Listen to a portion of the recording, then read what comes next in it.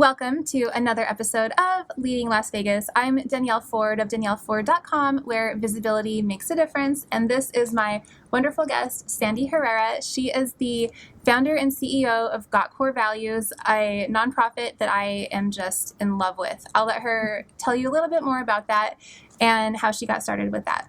Thank you so much. I'm so excited to be here. So I started Got Core Values 4 years ago. I used to work for Tony Hsieh's other company, Tony Hsieh, the CEO of Zappos. Right. And he started another company called Delivering Happiness, not Got Core Values. And with Delivering Happiness, we were focused on transforming corporate culture. And during that time, schools were reaching out and saying, we want to be happy like Zappos too. Can you help us? So I started volunteering my time with these schools and then left Delivering Happiness 4 years ago to solely focus on transforming the culture in our schools.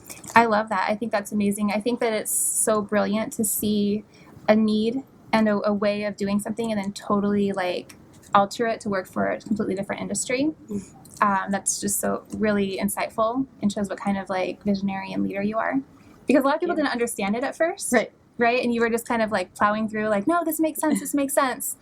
And you did it. You recently became, was it licensed or you got your nonprofit status? Yes. Right? So I became a nonprofit effective in January. And so super excited to be kicking that off and really learning that world. The reason I didn't become a nonprofit right away is because I didn't know that world. I didn't know how to be a nonprofit. And so to actually go through and learn that was detracting from what I was actually wanting to do, which was to work with educators.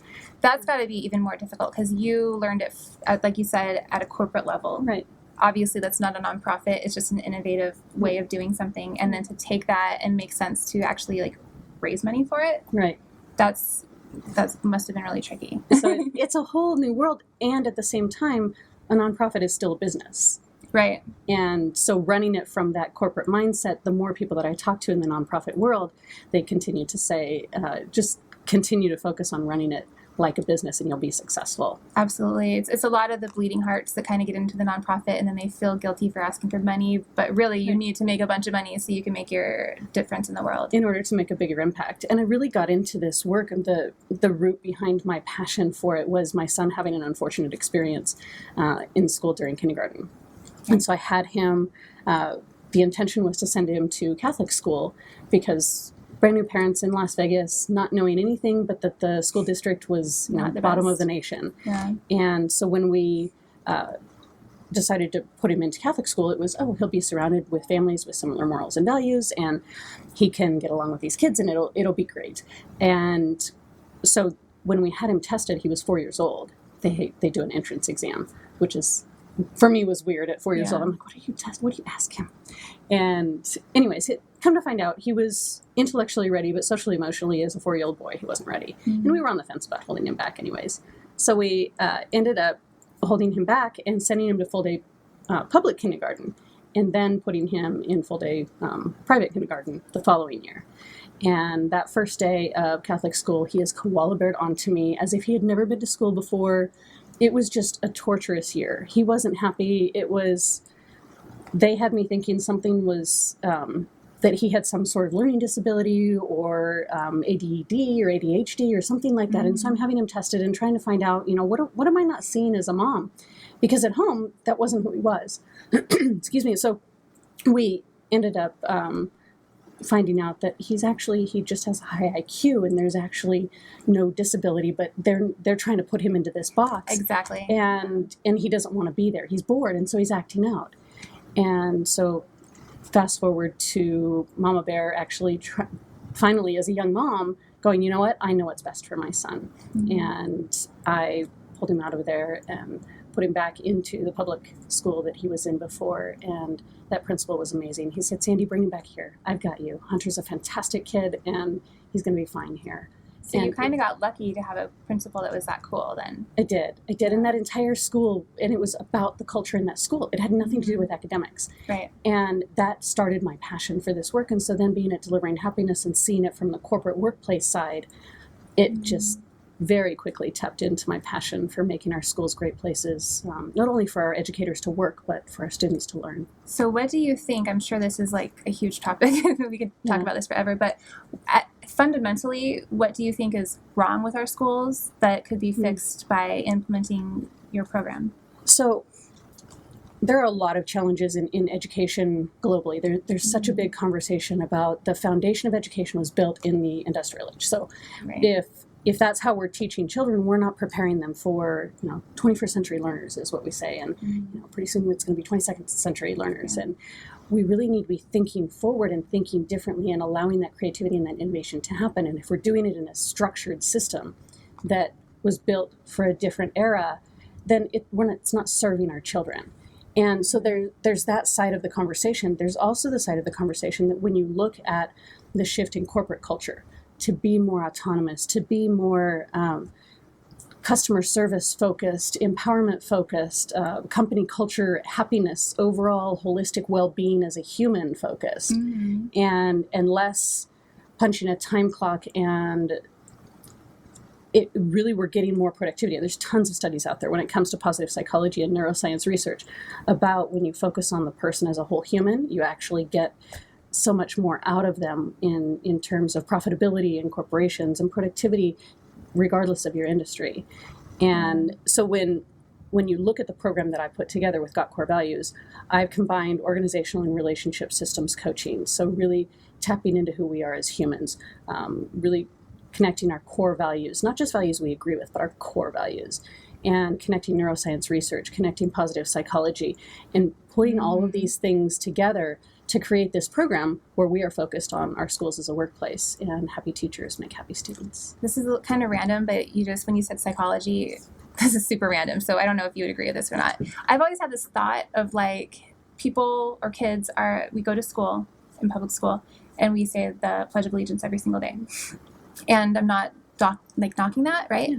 But it creates adults who are just very American-driven, American-focused. Mm-hmm. Okay, so why don't we have some sort of pledge that we do that is like the same way? During the bell, look at a flag and say things like, I promise to love my friends like they're my brother, sister, and to do my best work. Like, why don't we have that? But we put so much focus on saying the pledge, which the kids don't even know what they're saying. Like, those words are so big, they have no idea what they're saying. They're just reciting it. But it does, over the course of 13 years, take a toll on their mentality, and the psychology is it's like almost like brainwashed to like love the flag. What if we were making them love like this type of culture like you're talking about? I love that.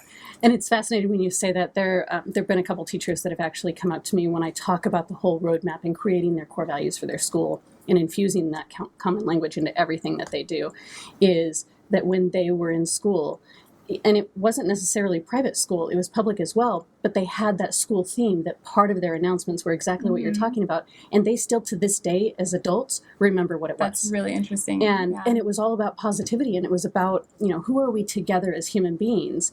And that's what I do is I survey the entire school community. So all educators, all support professionals, all students, all parents and families and their community partners as well, and say, what are your core values?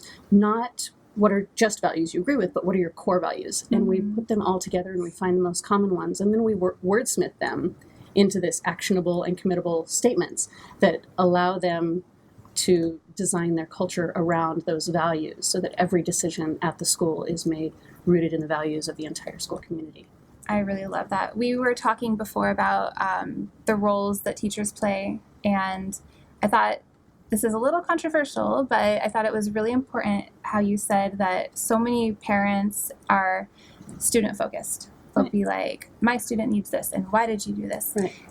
I'm a parent, like we're kind of through, we've gotten through the elementary part, and it's just, my student didn't get this. My student, what about these kids?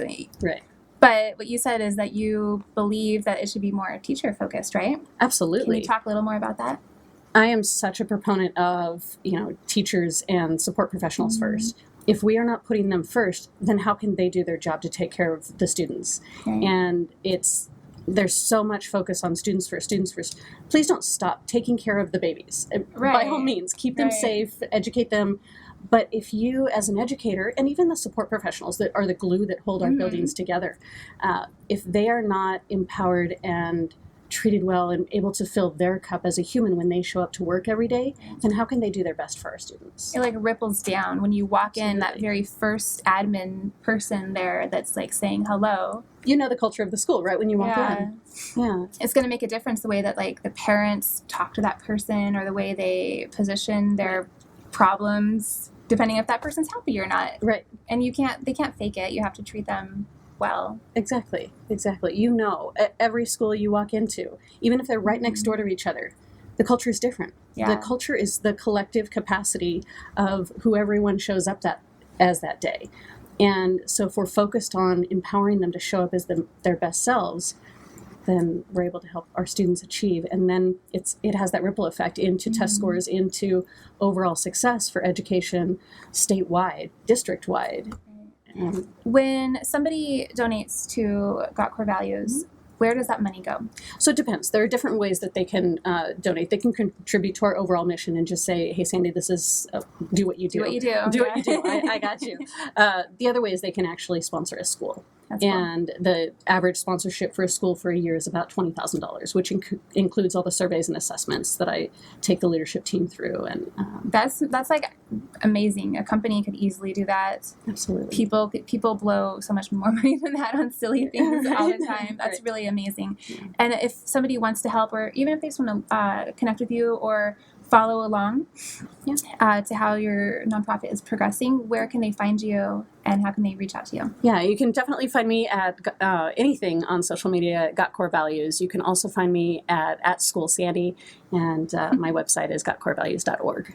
I love it. Thank you so much. You guys, if you have any more questions for Sandy, go ahead and put them in the comments, and I will make sure that she gets them.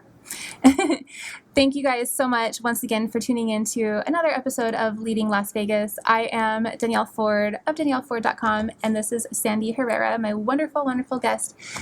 We will see you in another video. Bye, guys. Thank you. Bye-bye. If you loved this episode of Leading Las Vegas, please give it a thumbs up, share with your friends, and don't forget to subscribe. You can also watch more episodes like this here or on leadinglasvegas.com.